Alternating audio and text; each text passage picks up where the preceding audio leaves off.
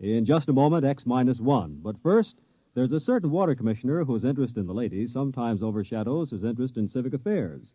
His name is a familiar one, Throckmorton P. Gildersleeve, and he'll pursue his adventures tomorrow night when NBC Radio presents another comic episode of The Great Gildersleeve. So when you hear the familiar voice and hearty laugh of the water commissioner from Summerfield tomorrow, why, stay tuned and enjoy another romantic scramble with the one and only The Great Gildersleeve on this NBC station. And now stay tuned for X-1 on NBC.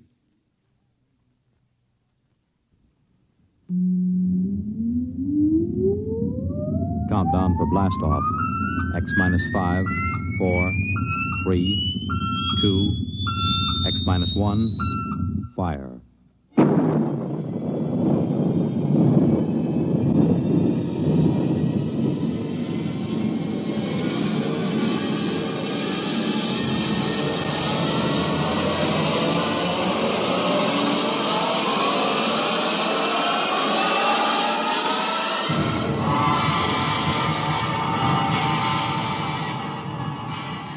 From the far horizons of the unknown come transcribed tales of new dimensions in time and space.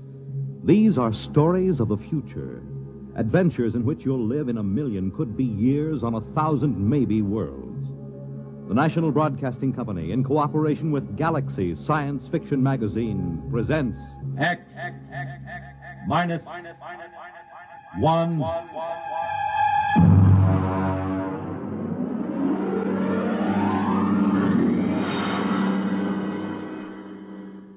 Tonight's story, The C-Chute, by Isaac Asimov.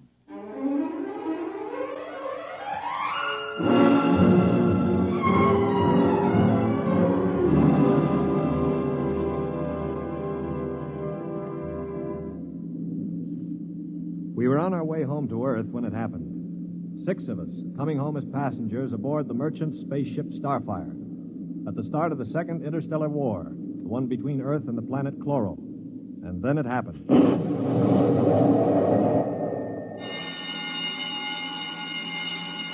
Now hear this. Condition red. Condition red. We are under attack from a Kloran battlecruiser. All hands forward to battle stations. Passengers will remain confined to the after cabin. Condition red. We are being attacked. The interception by the Kloran cruiser, the murderous running jewel of energy blasts and force field defenses.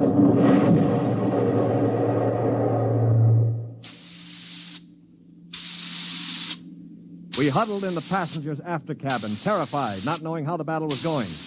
We could hear the desperate bursts of steam through the steering tubes as the Starfire maneuvered to dodge the enemy attacks. And then...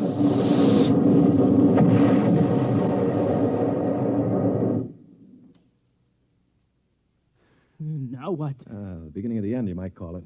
Well, what does it mean, Stuart? You were a space pilot? It means our generators have been drained of energy. We can't fight back. But, All right, monsieur, don't worry. They won't destroy us. They need our ship too badly. They'll simply board us and take over. But what about the crew? The crew, Colonel? If they have any sense, they'll surrender. If they choose to fight, they'll... Now, they're coming aboard. Now, be very still. Oh, Mother in heaven, help us. Be still. If only those fools on deck will surrender without a struggle.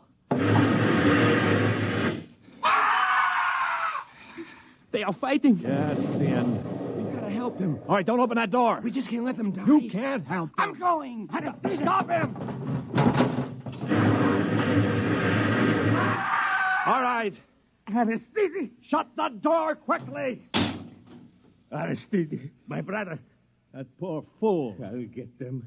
My brother, I swear to you, I'll get them. Yeah, you better cover his body. The brutes. The monstrous green-skinned brutes. They're no more brutes than we are, Colonel. This is a war. Are you defending them? I'm merely pointing out the facts. I ought to strangle you. Why not save it for the Kloros? I will.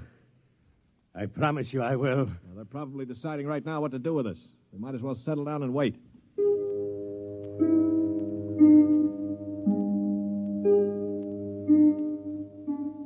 We sat there, the 5 of us, and listened while the Kloran invaders killed off the members of the Starfire's crew. Among us was Colonel Anthony Wyndham, an old Colonel Blimp type with a lame leg. Wyndham had spent his life in the militia back on Earth, but had never seen a battle. There was Demetrius Poliorkitis, who had just watched his brother being killed by a chlorocarbonizer. Polly was a huge man. He and his brother had tried truck farming in Arcturus and given it up after 2 seasons. Then there was LeBlanc, a sensitive, frightened young man of 22, and Randolph Mullen, who looked like somebody's caricature of a bookkeeper, a mild, balding, milquetoast little man. And there was myself, John Stewart. I was the only one who'd ever had contact with the Chloro people. I had a pair of artoplasm hands to prove it. It is quiet now. Yeah, they've finished with the crew. Mr. Stewart, Yes, Mr. Mullen. what do you think will happen next? Well, they'll put a prize crew of 2 aboard and take us to one of their home planets as prisoners of war. Only 2 of the Chloros will stay aboard. Well, 2 is all they'll need. Why, Colonel? You thinking of leading a gallant raid to retake the ship? Well, simply a point of information, Dasher. All right, then let me give you another point of information. If you want to commit suicide quick, just open that bulkhead door. 3 steps inside, you'd fall on your face. But why? Don't you smell anything, LeBlanc? Get close to the door. It smells like gas. Yeah, it is gas. Chlorine gas. They breathe it like we breathe oxygen. They've chlorinated the whole crew's compartment. One big whiff of that and we'd all be dead. So just forget about rushing the Chloros. How do you know so much about their habits, Stewart? I lived on a Chloro planet for 6 months. You see these hands? They were mangled in the oxygenating machinery of my own quarters. They grew these artoplasm things and operated. They're weak, but at least I have hands again. Monsieur Stewart, Yeah.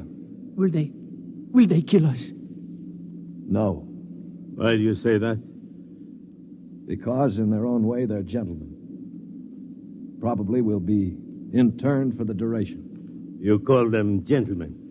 After they killed my brother in cold blood, you call them gentlemen. You know, Stewart, you sound more and more like a blasted Greenie sympathizer. Blasted, man. Where's your patriotism and loyalty? My loyalty is where it belongs, with honesty and decency, regardless of the shape of the being it appears in. This is a ridiculous war. Why are we fighting these people? We can live only on planets with oxygen, and oxygen is poison to them. They can live only in chlorine atmosphere, which is deadly to us. Yet we're fighting them over a bunch of worthless asteroids that neither of us can live on comfortably. Well, it's a matter of principle. It's a matter of stupid pride and greed. I don't like what you say, mister. Why not? Because you talk too nice about these greeny scum. They're good to you, eh? Well, they weren't good to my brother. They killed him. And I think maybe I'll kill you, you rotten greeny... Mullen, grab him. I can't break his hold. They are coming in. Foley, let him go. They saved your life this time. But when I'm finished with them... Quiet. I think they're opening the lock. Well, don't get between us. Foley, don't lose your head. They'll kill us all. I greet you, Earthmen.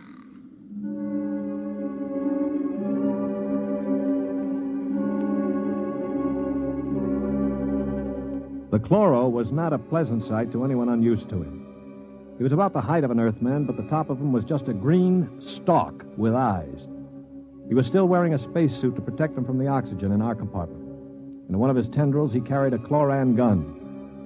As he stood in the doorway, I could see Polyarchetes' eyes begin to glisten with rage. Then, with a bellow like a huge bull, he threw himself at the Chloro.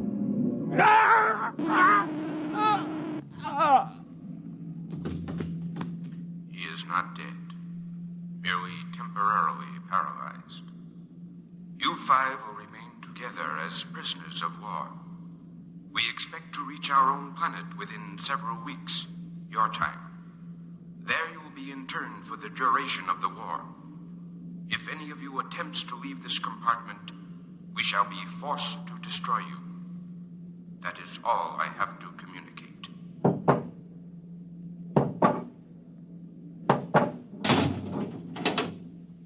Hadn't we better do something for Mr. Polyarchetes? Oh, he'll be all right. Just hoist him up on the cot. That's the idea. Hi, Polly. Can you hear me, you stupid brute? His voice is coming back. Yeah. Now, I know what's going on in that thick skull of yours, Polly. You think that when the paralysis wears off, you'll ease your feelings by slamming me around some more. Well, if you do, it'll be curtains for all of us. How do you mean, sir? None of you know the Kloros the way I do. Unlike us, they assume automatically that any group of Earthmen they find together comprises a biological grouping, like an ant colony. The result is that they consider the group as something holy. Now, they'd never break us up. And if one of us did any harm to another, they'd have us all executed as a bunch of chlorotype perverts, a non-functioning group. So call all the names you want, but keep your hands to yourself or we're finished.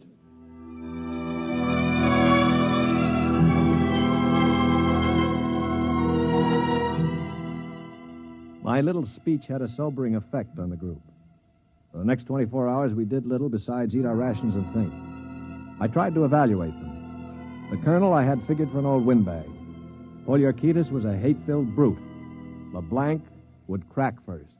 He was like a frightened child. Mullen was a nonentity, a mouse instead of a man. Everything he did seemed prissyish. His voice had the quality of furtively rustling underbrush. How long did you say the trip would take, Mr. Stewart? Well, the Kloro said about 2 weeks.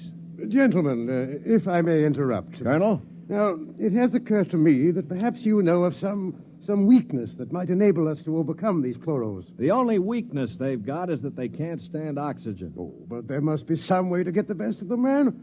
After all, there are only now, look, two. Before I answer, Colonel, I have to know your motive. Is it to save your own skin or help Earth win the war? Oh, dash it, man, to help our side, of course. What we're looking for is the way to save the ship for Earth without losing our lives, yes? Well, all right, let's take a vote then. LeBlanc? I have a wife waiting on Earth, Mr. Stewart. I do not want to die. Uh-huh. Hero number 1. What about you, Mullen? I don't see how we could accomplish it without... Hero number 2. Well, Olyorkitis? When I kill Kloros, it will be with my bare hands.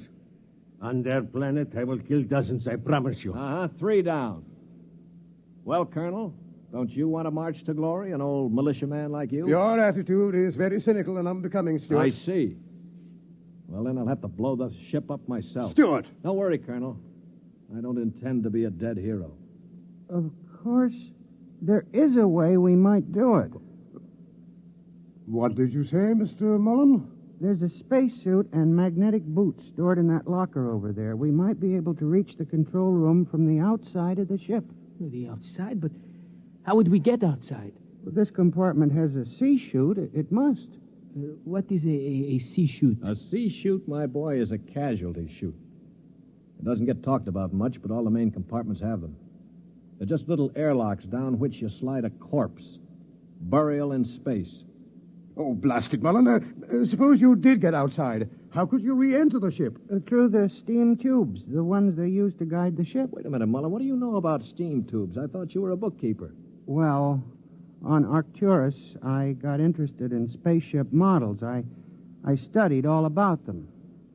On my own time, of course. Yeah, naturally.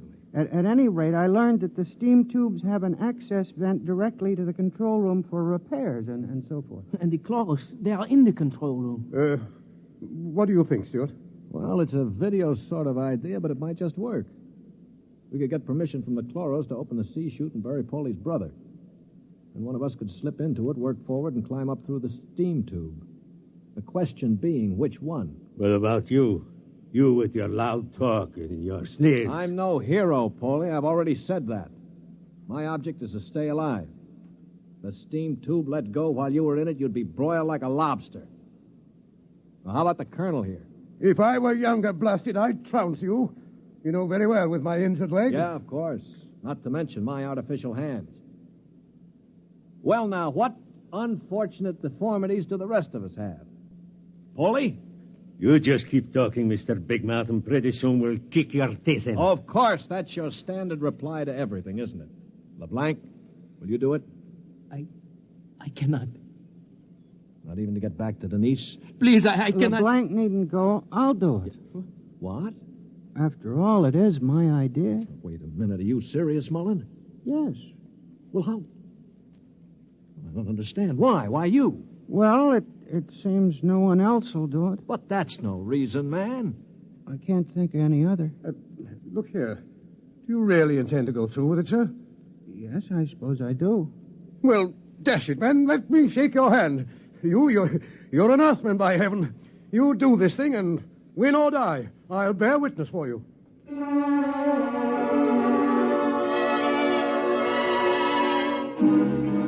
It was quite a moment. Mullen the mouse had suddenly turned into a man. He just stood there awkwardly while the colonel puffed his hand. Poliorcetes seemed stunned. LeBlanc was wide-eyed. And I? Well, I was in a peculiar position, one in which I rarely found myself. I had absolutely nothing to say. That ought to bring them. I hear one.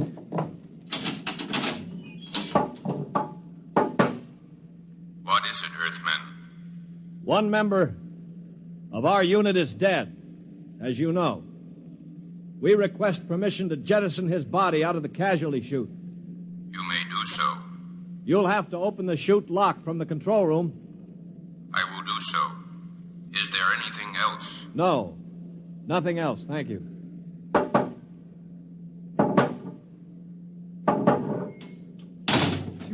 Oh, boy. All right, come on now, we'll have to work fast. Mullen, get into a spacesuit from the emergency locker. Polly, help Mom with those magnetic boots. Hurry. I'm working as fast as I can. The arm, there. All right, give me the helmet. The helmet. Okay. Now, Mullen, you better scratch your nose if you have to. It's your last chance for a while. What about radio contact? You can talk to us. We'll listen in on the helmet set in one of the other suits. The Kloros won't have their set on the interphone frequency. Wait a moment. What for? Dash it, what's he going to use for a weapon? He isn't big enough to fight them barehanded. Ah, no, that's true. Well, how about one of those oxygen cylinders? Good idea. Use it to bash them over the head. Now, give him one of the cylinders equipped with a reducing valve. Now, look, Mullen, if your magnetic boots fail and you start drifting away into space, open this valve. See that? Now, you can use it like a miniature jet and try to blow yourself back to the ship. Understand? I think so. Well, I only hope it works. All right, here goes the helmet. You'd better hurry. The light is on over the C-Chute. Yeah. All right. That means they've opened the lock. Here. Now, can you hear me? Oh, LeBlanc, give me that other space helmet. Yes, here. Let me switch on the radio. Can you hear me, Mullen? I hear you. Fine. Plenty of air? Air's okay. Uh-huh. Polly, open the C-Chute. Okay, now help him in. All ready? Ready? Well, good luck. Close the chute. Pull the ejector valve. Now! He's out. Oh, God help him. The light is out. Yeah. The Kloros have closed the chute lock. I don't suppose he has much of a chance. No. Do you think he knew it? I don't know. I just don't know. Should I try to contact him on the radio? Yes, I think... Wait a minute. What is it? Listen, the Kloros coming. Good Lord. He's sure to miss Mullen. Yeah, wait. Polly, get your brother's body on the cot. Put a blanket over it. Pretend it's Mullen asleep.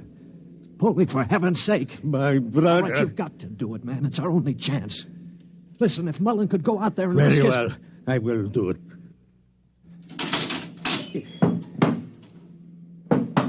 Earthman, Yes. you have jettisoned the body. Yes. Good. Is there something further we can do? No,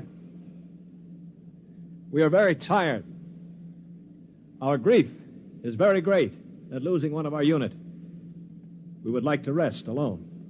I will respect your wishes. I see that one of your units sleeps already. Yes, Mr. Mullen was overcome with grief. I leave you. Oh, brother. Polly, I thought sure you were going to rush him. With that brave little guy out there. What do you think I am, anyway? And to think I laughed at him makes me ashamed. Yeah, I guess I've been saying some things that maybe weren't too funny. I owe all of you an apology. Do you think it's safe to try the radio? Yeah, we better. Hello? Hello, Mullen. can you hear me? Yes, I hear you. Where are you? I'm standing on the outside of the ship. All right, now take care. One misstep and you'll be marooned in space. Now, can you find the steam tubes? I think I've found one of them already.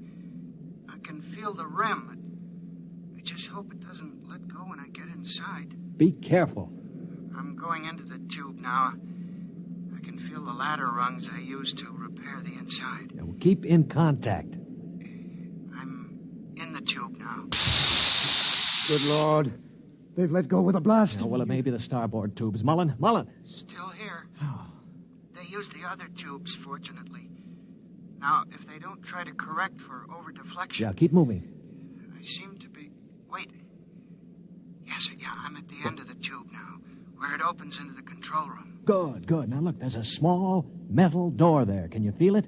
Yes, I'm afraid it's locked from the other side. Oh. I can't budge it. Mullen, listen to me. Stewart, I'm scared. I'm terribly scared. Yeah, all right. Now, hang on. Don't blow up. Listen to me. Are you listening? Yes. Take the spare oxygen tank. Bang on the metal door that leads to the control room. The Kloros are bound to hear you. When one of them comes to investigate, try to hit him with a cylinder. Now, aim for the stalk on top of his body. Try to blind him. Will you do that? I'll try. Well, now, go on. Only one can come. The other will stay at the controls. Now, start banging.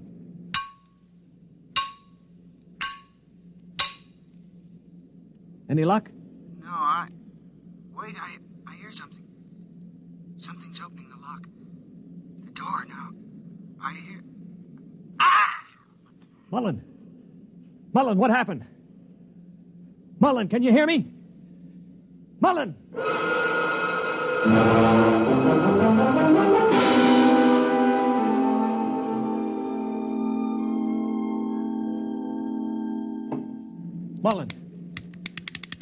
Mullen! Oh, it's no use. They must have gotten him. Yeah, he was one brave little guy, that one. But suppose they have just got him in the control room.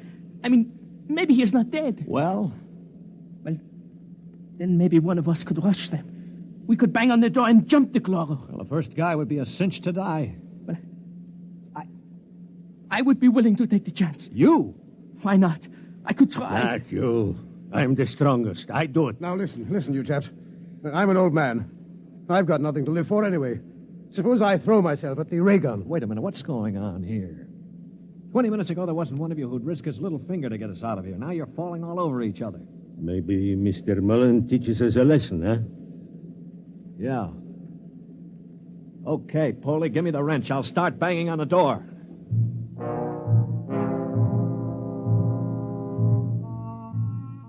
They say that selflessness is contagious. I guess maybe it is. I'd been a cynic all my life, a man who believed in nothing. Well, I'd come face to face with 4 human beings who proved that I'd been living a lie. I knew what I was going to do now. When the Kloro came to investigate our compartment, I had it all planned.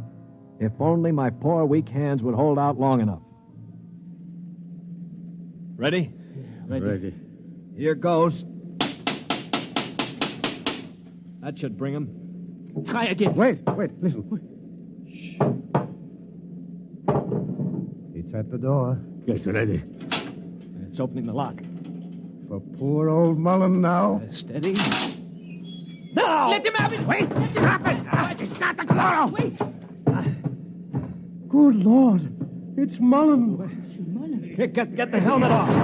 That's it. All right, now lift. Mullen, are you all right? I seem to be quite all right. Well, the Kloros. Both dead. At least I hope so. Well, what happened? Well, I banged on the steam tube hatch and a Kloro opened it. Yeah? I hit him with a cylinder. It blinded him, I guess, but didn't kill him. He grabbed me and pulled me into the cabin. In the struggle, he broke my transmitter. That's why I couldn't talk to you. Finally, I managed to club him down. Well, what about the other one? The other one almost got me. It must have heard the scuffle and came into the cabin with a ray gun. What I did, I guess, was pure reflex. The cabin atmosphere was chlorine, of course, and the greenie didn't have a spacesuit on. So I just turned on the oxygen valve in that spare tube. It was like spraying an insect with poison. Well, you're a brave man, Mullen. I'd have been scared to death. Mullen, what is it? Mullen.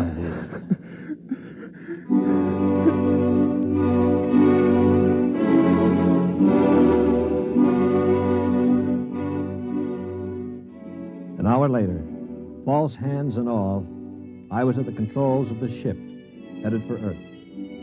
We'd gotten rid of the chlorinating equipment and restored the oxygen naturally. Mullen was asleep in the cabin under a sedative, or so I thought until the cabin door opened. Mullen, for Pete's sake, get back to bed. No, I'm quite all right now, really. Do you mind if I watch how you operate the ship? No, not at all. Sit down. You know, I guess I owe you an apology. I didn't think too much of you. That's your privilege. No, it isn't anybody's privilege, Mullen, to despise another. For years now, I've abandoned hope of finding any decency in human beings. I owe you a vote of thanks. You embarrass me, Mr. Stewart. I didn't do it for any heroic reasons, I assure you. Far from it. Well, why did you do it, Mullen? That puzzles me very much. Well, Mr. Stewart, I'm a bookkeeper. 17 years ago, I left Earth to work on Arcturus. I never made much impression on anybody on Earth, although I wanted very much to have people like me. Well, about a year ago, I started to write to my family again. Don't ask me why. And then I asked for a leave of absence to go home after 17 years. Well, I still don't understand. It wasn't patriotism or love of a woman or money or any of those things. What was it? Mr. Stewart, haven't you ever been homesick?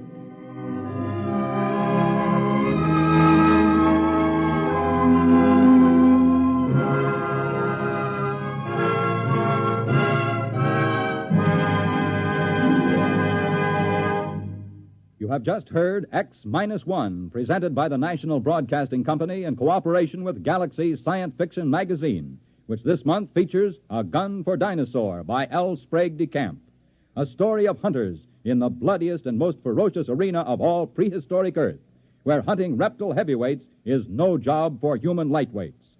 Galaxy Magazine on your newsstand today. Tonight, by transcription, X-1 has brought you The C-Chute, a story from the pages of Galaxy, written by Isaac Asimov and adapted for radio by George Lefferts. Featured in the cast were Lyle Sudrow, Stan Early, Bob Hastings, Mercer McLeod, Danny Ocko, and John Gibson. Your announcer, Bill McCord. X-1 was directed by Daniel Sutter and is an NBC Radio Network production.